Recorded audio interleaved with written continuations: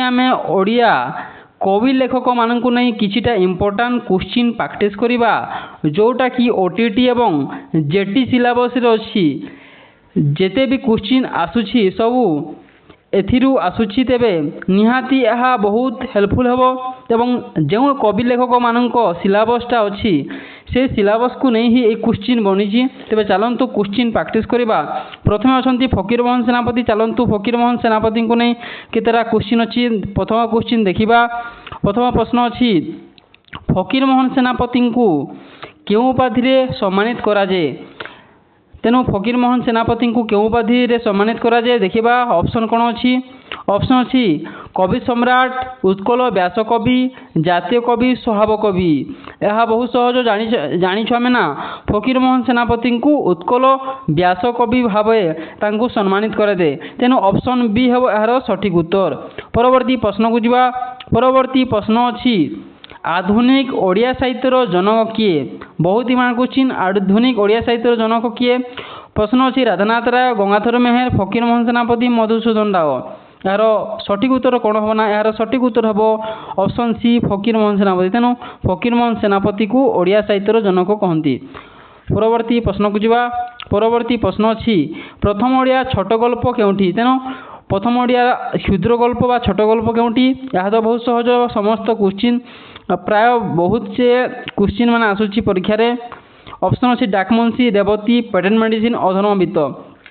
तेणु एथिरु कौन हम ना फकीरमोहन सेनापति लिखिं यही रेवती लिखिं। ऑप्शन बी यार सठिक उत्तर। तेणु रेवती हूँ ओडिया प्रथम क्षुद्र गल्प जहाँ को फकीरमोहन सेनापति लिखिथिले। परवर्ती प्रश्न को जीवा। परवर्ती प्रश्न अच्छी 6 मान 8 गुंड क्यों धरण रचना। बहुत ही मान क्वेश्चन 6 मान 8 गुंड क्यों धरण रचना। ऑप्शन अच्छी कविता, नाटक, उपन्यास, प्रबंध। तेणु 6 मान 8 गुंड कौन यह गोटे उपन्यास। तेणु 6 मान 8 गुंड गोटे उपन्यास। ऑप्शन सी है यार सठिक उत्तर। परवर्ती प्रश्न को जीवा। परवर्ती प्रश्न अच्छी उत्कल भ्रमण क्यों प्रकार साहित्य। तेणु उत्कल भ्रमण क्यों प्रकार साहित्य। ऑप्शन अच्छी कविता, उपन्यास, नाटक, आत्मजीवनी। यार सठिक उत्तर कौन हम ना। यह सठिक उत्तर हम ऑप्शन ए कविता। तेणु उत्कल भ्रमण गोटे कविता प्रकार साहित्य। परवर्ती प्रश्न को जीवा। परवर्ती प्रश्न अच्छी फकीरमोहन को आत्मजीवनी नाम कौन। तेणु तांकर आत्मजीवनी कौन अच्छी। ऑप्शन अच्छी उत्कल भ्रमण, आत्मजीवन चरित, मामू, पाश्चित। यार सठिक उत्तर हम ऑप्शन बी आत्मजीवन चरित। तेणु ऑप्शन बी हूँ आत्मजीवन चरित हूँ फकीरमोहन को आत्मजीवनी। परवर्ती प्रश्न अच्छी। परवर्ती प्रश्न अच्छी रेवती गल्पर मुख्य विषय कौन। तेणु रेवती गल्पर मुख्य विषय कौन। ऑप्शन अच्छी कृषक जीवन, नारी शिक्षा, स्वाधीनता संग्राम, धार्मिक जीवन। यार सठिक उत्तर कौन हम ना। यार सठिक उत्तर हो ऑप्शन बी नारी शिक्षा। तेणु नारी शिक्षा को नहीं यही रेवती गल्पटा लिखा जाइए। परवर्ती प्रश्न जीवा। परवर्ती प्रश्न अच्छी फकीरमोहन सेनापति जन्म के होता। जन्म के होता। ऑप्शन अच्छी 1843, 1850, 1860, 1870। यार सठिक उत्तर हो ऑप्शन ए 1843 रे फकीरमोहन सेनापति जन्म होते। परवर्ती प्रश्न को जीवा। परवर्ती प्रश्न अच्छी फकीरमोहन क्यों भाषार सुरक्षा पर संग्राम करते। यह बहुत सहज। ऑप्शन अच्छी हिंदी, बंगला, ओडिया, संस्कृत। तेणु से ओडिया लिखुले। तेणु ओडिया भाषा से संग्राम करते। तेणु ऑप्शन सी है यार सठिक उत्तर। परवर्ती प्रश्न जीवा। परवर्ती प्रश्न अच्छी निम्नलिखित मध्य फकीरमोहन को एक छोट गल्प केउटी। ऑप्शन अच्छी रेवती, मामू, लछमा, पाश्चित। पूर्वर कही यार सठिक उत्तर ऑप्शन कौन। Option A. तेणु रेवती हूँ सबुठ क्षुद्र गल्प और छोट गल्प। तेणु ऑप्शन ए हो यार सठिक उत्तर। परवर्ती प्रश्न को जीवा। परवर्ती प्रश्न गंगाधर मेहेर को नहीं अच्छी। हाँ प्रश्न अच्छी गंगाधर मेहेर को क्यों उपाधि जना दे। तेणु गंगाधर मेहेर क्यों उपाधि कहुए। ऑप्शन अच्छी उत्कल गौरव, स्वभाव कवि, कवि सम्राट आदि कवि। तेणु स्वभाव कवि कहुए। तेणु ऑप्शन बी स्वभाव कवि गंगाधर बोली कहे। तेणु ऑप्शन बी स्वभाव कवि हम सठिक उत्तर। परवर्ती प्रश्न को जीवा। परवर्ती प्रश्न अच्छी गंगाधर मेहेर ओडिया साहित्यर क्यों जुगर कवि। तेणु गंगाधर मेहेर क्यों जुगर कवि। ऑप्शन अच्छी भक्ति जुग, सत्यवादी जुग, आधुनिक जुग, पंचसखा जुग। यार सठिक उत्तर कौन हम ना। यार सठिक उत्तर हम ऑप्शन सी आधुनिक युग। तेणु गंगाधर मेहेर आधुनिक युगर कवि। परवर्ती प्रश्न को जीवा। परवर्ती प्रश्न अच्छे निम्नलिखित मध्य गंगाधर मेहेर रचना क्योंटी। एथि कौटा गंगाधर मेहेर लिखिते। ऑप्शन तपस्विनी, 6 मान 8 गुंड, माटीर मनीष, लछमा। यार सठिक उत्तर कौन हम देखो यार सठिक उत्तर हम ऑप्शन ए तपस्विनी तेणु तपस्विनी गंगाधर मेहर लिखी तेणु ऑप्शन ए हम यार सठिक उत्तर। परवर्ती प्रश्न को जीवा परवर्ती प्रश्न अच्छी गंगाधर मेहर साहित्य रे क्यों विषय रे प्राधान्य देखा जाए तेणु गंगाधर मेहर साहित्य रे क्यों विषय उपरे प्राधान्य देखा जाए ऑप्शन अच्छी प्रकृति और मानविकता विज्ञान राजनीति अर्थनीति यार सठिक उत्तर कौन होना यार सठिक उत्तर हो ऑप्शन ए प्रकृति और मानवता तेणु प्रकृति और मानवता गंगाधर मेहर साहित्य रे प्राधान्य हिसाब से देखा जाए। परवर्ती प्रश्न को जो परवर्ती प्रश्न अच्छी गंगाधर मेहर ओडिया साहित्य को क्यों दिगरे समृद्ध करथिले गंगाधर मेहर ओडिया साहित्य क्यों दिग को समृद्ध करथिले ऑप्शन अच्छी उपन्यास कविता नाटक गल्प क्यों दिग को ना आम जानिछु से जन बहुत बड़ कवि तेणु ऑप्शन बी कविता दिगरे समृद्ध करथिले। परवर्ती प्रश्न को जो परवर्ती प्रश्न अच्छी गंगाधर मेहर अवदान मध्य एक प्रमुख दिग कौन कौटा अवदान मध्य प्रमुख दिग कौन ऑप्शन सरल सुंदर ओडिया भाषार व्यवहार इंग्राजी साहित्य प्रचार राजनीति आंदोलन संवादपत्र प्रकाश यार सठिक उत्तर कौन हम यार सठिक उत्तर हम ऑप्शन ए सरल सुंदर ओडिया भाषार व्यवहार हम तेणु गंगाधर मेहर अवदान। परवर्ती प्रश्न को जो परवर्ती प्रश्न अच्छी कीचकबोध क्या रचना कीचकबोध किए लिखी ऑप्शन अच्छी फकीरमोहन सेनापति गंगाधर मेहर राधानाथ राव मधुसूदन राव तेणु कीचकबोध किए लिखी ना कीचकबोध ऑप्शन बी गंगाधर मेहर लिखी। परवर्ती प्रश्न को जो परवर्ती प्रश्न अच्छी गंगाधर मेहर कविता लोकप्रिय होवार कारण कौन गंगाधर मेहर कविता एत लोकप्रिय कौन कहीं ऑप्शन अच्छी सरल भाषा भाव गंभीरता कठिन भाषा विदेशी शैली हास्यरस कौन पाई बहुत फेमस प्रसिद्ध अच्छी ना यार सठिक उत्तर हम ऑप्शन ए सरल भाषा और भाव गंभीरता पाई। परवर्ती प्रश्न को जीवा परवर्ती प्रश्न अच्छी गंगाधर मेहर को जन्मस्थान केउटी केउटी जन्म होते ऑप्शन अच्छी कटक सोनपुर पुली बालेश्वर तेणु गंगाधर मेहर कौटी जन्म होते ना यार सठिक उत्तर हम ऑप्शन बी सोनपुर तेणु सोनपुर रे गंगाधर मेहर जन्म होते। परवर्ती प्रश्न को जीवा परवर्ती प्रश्न अच्छी ओडिया साहित्य रे गंगाधर मेहर को अवदान पाई तांको कौन कहुए तेणु तांकर अवदान पाई तांको कौन कहुए ऑप्शन अच्छी स्वभाव कवि आदि कवि कविवर उत्कलमणि तेणु यार सठिक उत्तर हम ऑप्शन ए स्वभाव कवि तेणु तांको अवदान पाई ओडिया साहित्य अवदान पाई तांको स्वभाव कवि हिसाब से तांको उपाधि दिखाई। परवर्ती प्रश्न जीवा परवर्ती राधानाथ राय को अच्छी देखिबा राधानाथ उपरे ऑप्शन अच्छी प्रश्न अच्छी देखा प्रश्न अच्छी राधानाथ राय को क्यों उपाधि सम्मानित कराए ऑप्शन अच्छी कवि सम्राट कविवर व्यासकवि कवि सूर्य ना कवि राधानाथ राय को क्यों उपाधि सम्मानित कराए यार सठिक उत्तर कौन हम देख भावतु यार सठिक उत्तर हम ऑप्शन बी तेणु ऑप्शन बी कविवर अच्छी तेणु कविवर राधानाथ राय हिसाब से कहुए। परवर्ती प्रश्न को जीवा परवर्ती प्रश्न अच्छी राधानाथ राय ओडिया साहित्य क्यों जुगर प्रमुख कवि राधानाथ राय ओडिया साहित्य क्यों जुगर प्रमुख कवि ऑप्शन अच्छी सारला जुग भंज जुग आधुनिक जुग पंचसखा जुग यार सठिक उत्तर कौन हम ना यार सठिक उत्तर हम ऑप्शन सी आधुनिक जुग तेणु राधानाथ राय आधुनिक जुगर कवि। परवर्ती प्रश्न को जीवा परवर्ती प्रश्न अच्छी ओडिया कवितार पाश्चात्य भावधारा प्रवर्तन किए करथिले ओडिया कवितार पाश्चात्य भावधारा प्रवर्तन किए करथिले ऑप्शन अच्छी गंगाधर मेहर फकीरमोहन सेनापति राधानाथ राय मधुसूदन राव किए करथिले ना यार सठिक उत्तर हम ऑप्शन सी राधानाथ राय तेणु राधानाथ राय पाश्चात्य भावधारा प्रवर्तन करथिले। परवर्ती प्रश्न को जीवा परवर्ती प्रश्न अच्छी निम्नलिखित मध्य राधानाथ राय रचना केउटी केउटा राधानाथ लिखिं ऑप्शन अच्छी 6 मान 8 गुंड चिलिका रेवती तपस्विनी राधानाथ राय कौन लिखी ना यार सठिक उत्तर हम ऑप्शन बी चिलिका तेणु राधानाथ राय चिलिका लिखि। परवर्ती प्रश्न को जीवा परवर्ती प्रश्न अच्छी राधानाथ राय साहित्यिक अवदान मध्य केउटी सठिक केउटा मध्य सठिक अच्छी अवदान ऑप्शन अच्छी ओडिया गद्यर विकास ओडिया कवितार नूतन रूप भावधारा विवेश ओडिया नाटक आरंभ ओडिया उपन्यासर सृष्टि यार सठिक उत्तर कौन हम यार सठिक उत्तर हम ऑप्शन बी ओडिया कवितार नूतन रूप भावधारार प्रवेश। परवर्ती प्रश्न को जीवा परवर्ती प्रश्न अच्छी ओडिया भाषार सुरक्षा राधानाथ राय काहांक सह आंदोलन करथिले तेणु ओडिया भाषार सुरक्षा राधानाथ राय काहा सह आंदोलन करथिले ऑप्शन अच्छी गोपबंधु दास फकीरमोहन सेनापति नीलकंठ दास गोदावरीश मिश्र यार सठिक उत्तर कौन माना यार सठिक उत्तर हम ऑप्शन बी फकीरमोहन सेनापति। परवर्ती प्रश्न को जीवा परवर्ती प्रश्न अच्छी राधानाथ राय क्यों काव्यटी चिलिका ह्रदर सौंदर्य वर्णना करे ତେଣୁ ତାଙ୍କର କେଉଁ କାବ୍ୟଟା ଚିଲିକା ହ୍ରଦର ସୌନ୍ଦର୍ଯ୍ୟ ବର୍ଣ୍ଣନା କରେ? ତାଙ୍କର କେଉଁ ରଚନା? ଅପସନ୍ ଅଛି ଦରବାର, ଚନ୍ଦ୍ରଭାଗା, ଚିଲିକା, ଉର୍ବଶୀ। ଏହାର ସଠିକ୍ ଉତ୍ତର ହେବ କ'ଣ ନା? ଏହାର ସଠିକ୍ ଉତ୍ତର ହେବ ଅପସନ୍ ସି ଚିଲିକା। ତେଣୁ ଚିଲିକାରେ ତାଙ୍କର କାବ୍ୟରେ ସେ ଚିଲିକାର ସୌନ୍ଦର୍ଯ୍ୟ ବର୍ଣ୍ଣନା କରିଛନ୍ତି।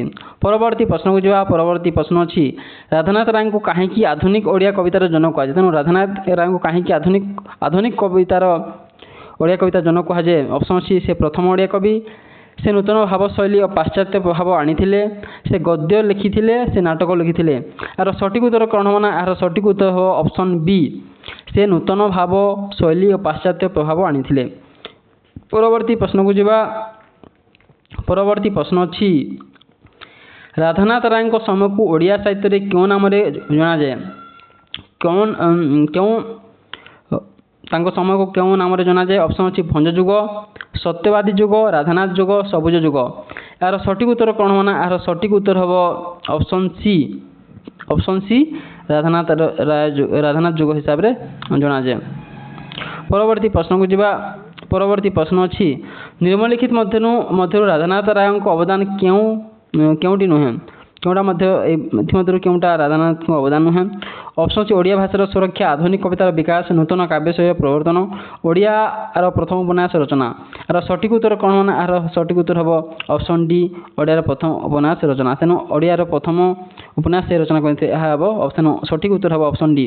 ପରବର୍ତ୍ତୀ ପ୍ରଶ୍ନକୁ ଯିବା। ପରବର୍ତ୍ତୀ ପ୍ରଶ୍ନ ଅଛି ସୁରେନ୍ଦ୍ର ମହାନ୍ତି କେଉଁ ଭାଷାର ପ୍ରସିଦ୍ଧ ସାହିତ୍ୟିକ ଥିଲେ? ଅପସନ୍ ଅଛି ହିନ୍ଦୀ, ବଙ୍ଗଳା, ଓଡ଼ିଆ, ଇଂରାଜୀ। ଏହା ତ ସହଜ ନା, ସେ ଓଡ଼ିଆ ଭାଷାର ପ୍ରସିଦ୍ଧ ସାହିତ୍ୟିକ ଥିଲେ।